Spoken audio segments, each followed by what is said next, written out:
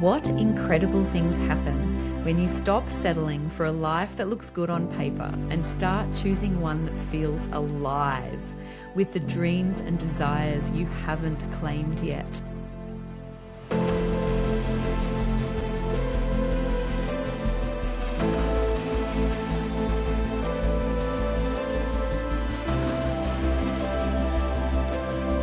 It's your host, Katie Kay, artist, mentor, entrepreneur, founder of the Creator Code, and mentor for women ready for the best chapter of their life. Are you ready for more? Fuck yes. Let's go, my loves. So episode 3 is all about the moment that I touched on in the battle cry, the moment when I realized that I didn't actually have it all like I thought. It's really about the moment where, for any of us, we decide that we're not going to continue settling for a life that looks good on paper, and that we're going to start choosing one that is alive, that feels alive with the dreams and desires that are inside of us, that are important to us. And actually, for me, I have had a few of these moments, and I want to share specifically 2 different points in my life where this happened and how they actually led to where I am today. So get ready, because this is juicy. And this is also what this podcast is all about, because it's from the threshold of these kinds of realizations that we can start to choose differently. And that's where more comes in. So from both these thresholds, that's where I started making different choices, and where I started asking for what I really wanted, and where I started listening more to my internal life force and what feels like aliveness to me. If you've heard episode 2, you will have heard all about aliveness and how I define it and how it has changed things for me. The first moment when I realized that I didn't have it all was in late 2019. So it was right before all of the things that changed the world. Let me paint you a picture of my life at this point of 2019. I lived in a beautiful home, had more space than we ever needed. My business was thriving. It was actually growing each year. We had our first commercial lease. I had a 1.5-year-old. And this was my baby that I had at age 42. And I had an older child as well who was about to go into high school. Overall, my life was pretty satisfying. There was nothing that I could complain about, There was nothing really that I could say was lacking or missing or not good enough on paper. But the truth is that inside that life, I felt broken and I was very burnt out. And I don't know how many of you listening have had this experience in your life of burnout, but I'm guessing a lot, because it is very common, especially with women, and especially with women who have worked hard, who are high achievers, and who expect a lot of themselves and of the world, of life. So this was probably the 2nd or 3rd time, maybe 4th time that I'd really experienced this feeling. And I remember describing it to somebody at the time of, it felt like I was stretched so thin, like pastry that cracks in the middle and then you can't put it back together. That I just, at any second, that crack was going to happen and I wouldn't be able to be put back together. It felt like I was in a danger zone. What had contributed to this and created this were a number of different things. One of them was that I had returned from maternity leave way sooner than intended. My second child, the experience of carrying him and birthing him in the first year of his life, was very, very, very different to my first, in good ways and in hard ways. I experienced being what I described as cracked open, in a good way, cracked open to my relationship with my body, to what it feels like to be a parent that is supported and is not battling her own demons, which is how it felt the first time around. And that's a story for another episode. And I felt alive with possibilities, feelings and thoughts that I hadn't had before. I really felt as though that experience changed me in a really profound way, and I will share more about that too. And so I returned from maternity leave in that state, and I wasn't ready to come back to work in the way that I did. And when you run a small business, when you're a creative, you often make mistakes about how long things take, how hard things are, how much is required of you for certain changes. And that's really what happened with us, with our business. And so I really needed to step back into work way sooner than anticipated, way sooner than I wanted. And over the 6 or so months, maybe up to 12 months, where I was working at a higher capacity than I intended and wanted, I slowly became more and more exhausted and depleted. I also had been dealing with a series of really stressful and traumatic experiences that accumulated over that 12-month period. Again, these are stories that I'll unpack. I wish that I could unpack every juicy story of my life in one episode, but I don't want my episodes to be like these huge long sagas that you have to listen to in multi-parts. So all that to say that my nervous system was in trouble. I had postnatal anxiety and I was really struggling with the workload. And I felt like every day was just a really hard burden.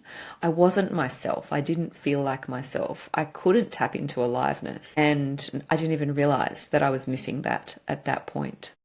But I knew that really what was wrong with my life? I looked around at everything I had and everything I'd created and I was like, why am I so unhappy? Why does this feel so hard and so horrible? And I didn't have any answers for that. What it felt like was that the familiar life, what I knew, was cracked, and it was revealing something to me through these cracks.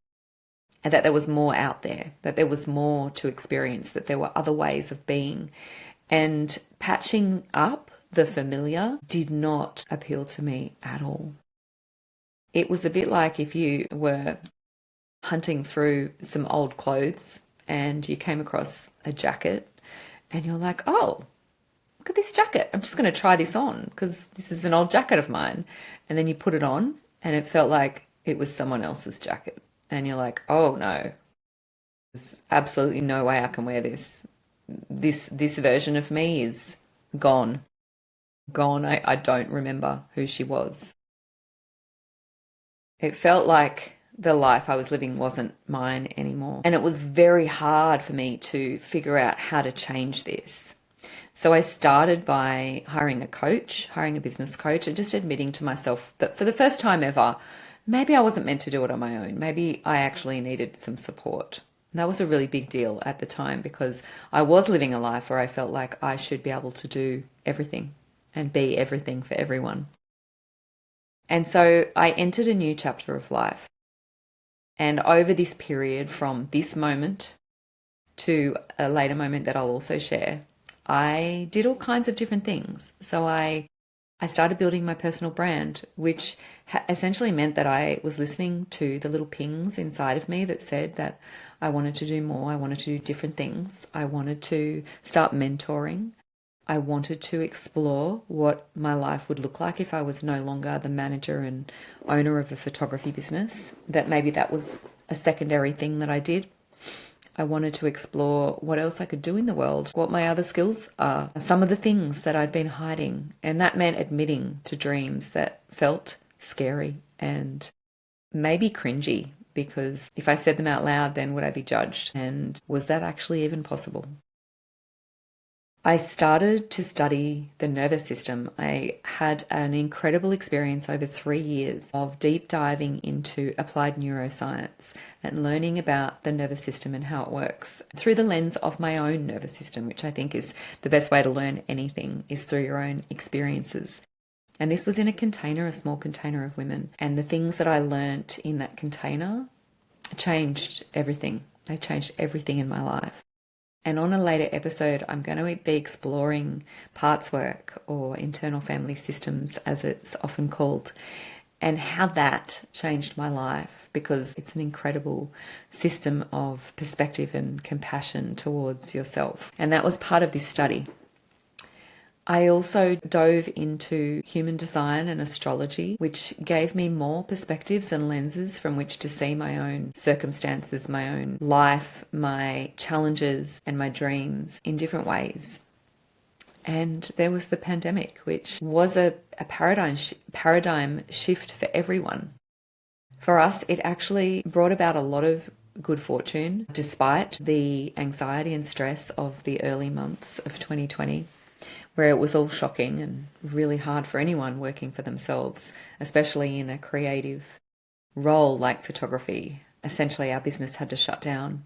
Our application for a mortgage that we were in the process of was denied.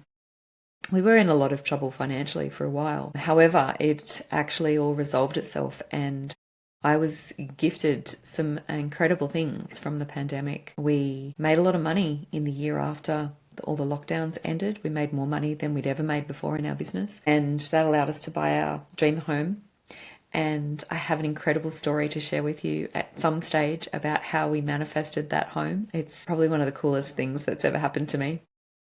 And we poured a heap of money into renovating the home and our outdoor space to create this incredible resort feel.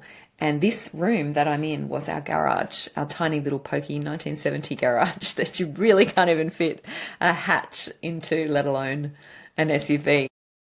So it became my studio, my workspace. A lot of this period of time from late 2019 to late 2024 was me showing up and being brave, little by little, step by step. Things started to change. One of the biggest learning experiences over this time was the realization that I had been living in survival mode for most of my life. I had no idea. I knew that I had the tendency to be stressed and occasionally suffer from anxiety, but I had no idea what was going on with my nervous system. I didn't know anything about it.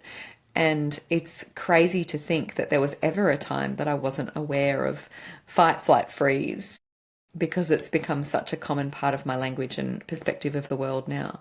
But the truth is that I had no idea.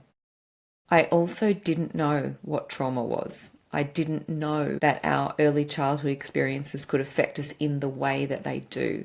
I had a very basic understanding of that, and that was very much around big T trauma and the things that some children experience when they're little. But I didn't know all of the variants of that and how they can show up differently in the body over time.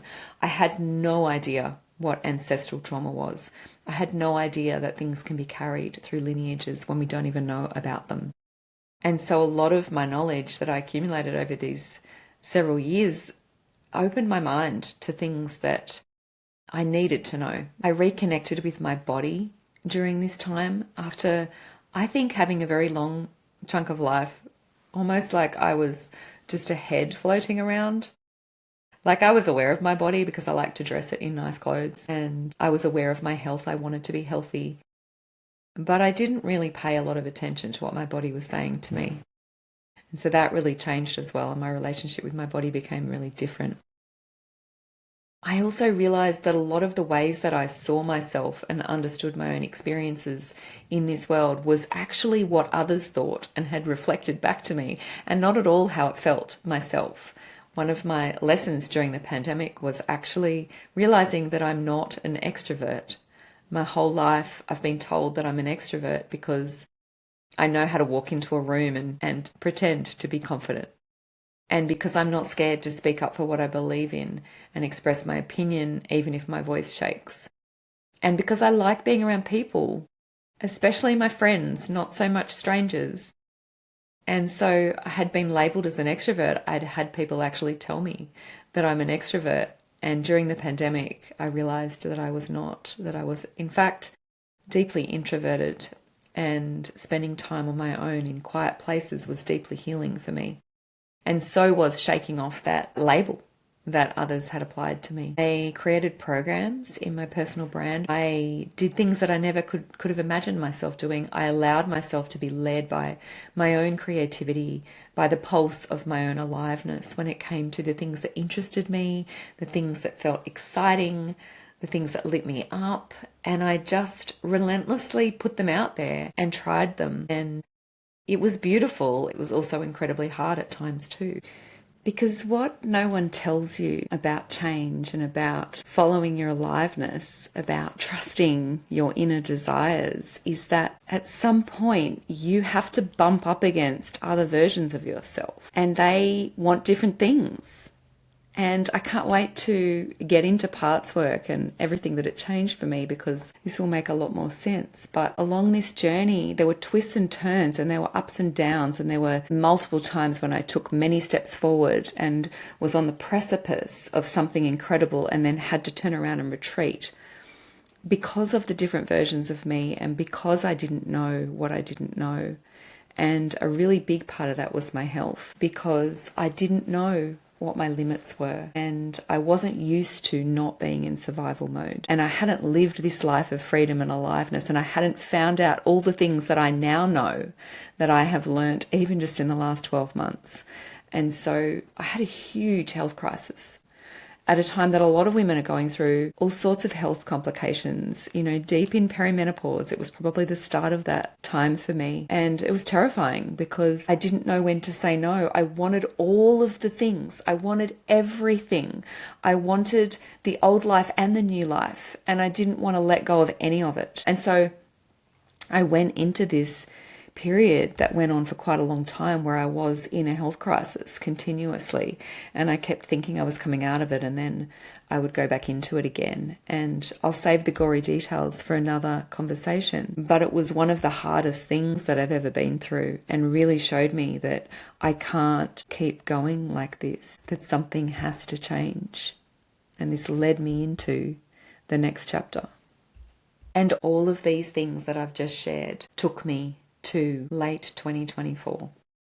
Fast forward 5 years from the time when I was broken and burnt out. And I'll tell you what my life was like in 2024. I had savings in the bank. I was taking 12 weeks of holidays every year, some of which was amazing travel experiences. I owned my dream home.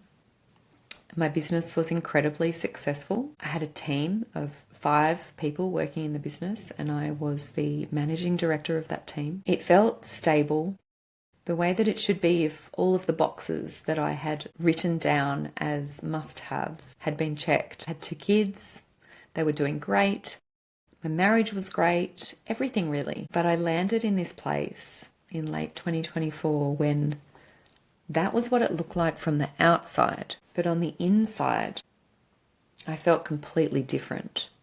And I realized that I was having this almost repeated experience of what I'd felt in 2019. So what actually was the catalyst of that was that over the course of 2024 and some of the previous year, I had had the first really successful year in my personal brand. After about 5 years of having one foot in one business and another foot in another business, a bit of start-stop, and, some failures and successes along the way, I had my first year where I looked at my revenue and what I'd achieved and created, and I felt really satisfied. I felt like, oh my gosh, there has been the progress that I wanted. Because I knew that it was a hard slog to be doing these 2 things at once, and you only have so many hours in a week. But at this junction in my year, I had this very, very strong feeling that everything wasn't okay. And I felt this not just inside my own body, but across my life when I looked out, that something wasn't right, and I couldn't really put my finger on it. But I felt that the photography business really needed my attention. And indeed, when I paused on all of the other things that were taking my time, it did. It really needed my attention. And so in order to give it my attention, I had to put everything else down. So everything I'd been working on, everything I'd built, everything I'd achieved, I had to put it all down. And there was a lot. There were a lot of commitments. There was a lot of work. And I didn't know how long it was going to be before I could pick it back up again. I'd felt like over this whole period of time that I'd had 2 steps forwards, 2 steps back. I'd built these incredible programs. I'd taken all these risks. Some of them worked out and some of them were complete failures. There was a period where I had to cancel 2 retreats in the space of 18 months and lost a lot of money doing that. That felt really hard, but to have to put it all down now and step back into my photography business felt awful to me. And I knew that if I was to step back in the way that was being asked of me, that something really big had to happen because I couldn't continue the way that I'd been. I actually questioned whether I should continue at all. I questioned whether I wanted the business anymore. I questioned whether we should shut it down. I had so many big conversations with my husband over this period of time because the business was ours. It was our livelihood. It supported our life, our children, our future. It's important. And I wondered whether we should keep it. And if I thought about all the advice that I'd gotten over the years, every time I stumbled, every time I felt stuck, so many people said to me, Katie, it's time. You've just got to step away. You just have to put it down. And I hated that. I hated it because it just didn't feel right to me. So we talked about whether we were going to continue. Did he want to continue? Was he really being honest with himself? He hadn't had this huge shift. He hadn't been going through the same tumultuous roller coaster of the 5 years that I had. And so it was hard because we wanted different things. And how do we come back together? And how do I get what I want and still do the work that needs to be done? At times I also questioned these feelings that I was having. Like I thought, am I just never satisfied? Is this a nervous system response? Am I ever going to be happy with my life? Am I just going to keep reaching these points? And why? What does it mean? I wondered if it was coming from a place of trauma, a fear. I wondered if I was just being a big sook, like I can't handle hard work anymore because I'm in my late 40s now. It was hard. It was really hard. And then in all of that, I would think to myself about everything that I'd been through. The roller coaster of life that I had been on, that I had chosen to step onto because of the progress that I'd made. The me from 2019 versus the me from 2024 was completely different. And when I had this feeling in my body, knowing that what I was doing was right, knowing the things I was learning, the things I was creating were right, that they were my purpose, it was really hard to talk myself out of it. So I stopped listening to what everyone else said. I just put it aside. The advice about just stepping away, it's not right for so many of us. I don't believe that you need to burn everything down to step into a new life. I wanted to take what I'd built and make it something else, to take it with me into the new life. Like how an oyster transforms a grain of sand into a pearl. I believe in the power of that so strongly. It is the most beautiful metaphor for life. Everything that we've been, everything that we are, all of the stories that we've been through, they form who we are right now. And they are all powerful and rich and important and inform us of our next step. I will burn nothing. Everything comes with me. So what I realized this time was that I was craving a whole new life, a whole different life. Similar to before, except instead of it being a jacket that I put on that just didn't fit the way that I expected and felt like, was this really mine? Like, what was this phase? I don't remember it. I don't recognize it. It wasn't that. This time it felt like I'd been given the keys to this new world and I had opened the door and looked inside and I couldn't unsee it. It was impossible.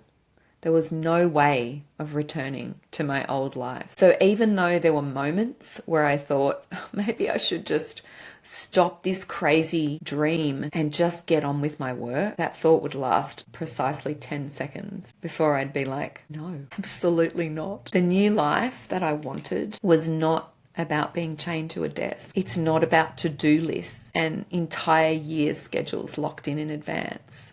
I mean, fuck me dead. I actually taught that. I believe in it. I believe in its power. I believe that for people who lack structure or organization, that scheduling and to-do lists are amazing. But at this stage in my life, absolutely not. That time is over. It's not being a manager. It's not answering a million questions and solving a million problems every week. I'm done with that. What I really want is to be in my genius. What I really want is to be in my feminine. What I really want is following my aliveness. And so in a later episode, I would love to share with you the story of what happened last year as I stepped into how do I solve this? How do I make my life feel like this? How do I change everything? How do I go from the managing director of a photography business with 5 people in it to becoming who I am now? because this last 12 months has been one of the biggest growth years of my entire life, one of the most transformative, one of the most exciting, one of the most surprising, with so many unexpected twists and turns. But I don't have time to share that with you on this episode. One of the most beautiful and surprising outcomes of following aliveness and trusting the beautiful sacred desire of your inner truth is that you begin to co-create with the universe. And I really do mean that to sound as kooky as it does. It's something that I have only noticed in the last 12 months. And right now in this moment, what I'm feeling is that starting a podcast is big. It's really big for me. It's an edge. It's something that I had inside of me that I was dreaming about for 2 years before I did it. And then inside of that big deal, I decided to have a live event that coincided with the launch of the first 3 episodes. And in doing that, I reached out to somewhere between 30 and 40 women who live in my city from all sorts of different chapters of my life, some clients, some colleagues, some people I've hired to do different things, names that I respect, friends, acquaintances. And it's a big edge because what if no one replies? What if no one comes? What if no one cares? But I did it anyway because I was trusting my intuition, trusting the call to not shrink myself, because we shrink ourselves by doing these big things and then not standing up and saying, hey, I did this big thing. Like, this is a big deal. And I want to embody what this podcast is all about. And so by not shrinking myself, by asking for more, by claiming more in this experience, I am truly embodying it. And that feels really good. And I realized as I was sending these invitations out and as I was receiving the first few that were a no, I can't make it. And then I started to receive yeses, and then time went and I wondered if anyone else would reply, that it's actually not about me, that the women who come, it's actually for you. And this is what I mean by a co-creation, because by following my intuition, my heart, by trusting that I'm being led to something important, which is my purpose and my aliveness, by doing that, I find pathways that can bring other people into greater alignment with what they're doing. And that really is true reciprocity. And the feeling of that, of co-creating with the universe is phenomenal. And so the women who are in the room on Tuesday night when these episodes drop, they're meant to be there because they listened to the calling. And I just love that. I love that. And I can't wait, even though I'm also terrified. Friends, if something in this episode stirred you, if you related to my stories, to the places that I've been, to the feelings that I've had, if you sense a similar pattern or a related pattern in your life and you haven't really been able to name it yet, if you don't want to burn everything down, if you feel like me that you want to bring it with you and you want to get that clarity, then I'd like to invite you to 45-minute free class that I have available. It will answer some of the questions that maybe came up during this episode, and it will orient you to your own lived experience. And you'll immediately know why that matters. It also includes the best somatic practice that I've ever had the privilege of learning and practicing, and how that gets you into your body and into that beautiful relationship. And it's deeply changed my life. I love sharing it with people. And it also introduces the Creator Code, which is a really important body of work that I've been developing. And my question this week for you is this: if all the obstacles could be taken away, anything that might prevent you from living the life that you want, what would your life be? What would you let it become?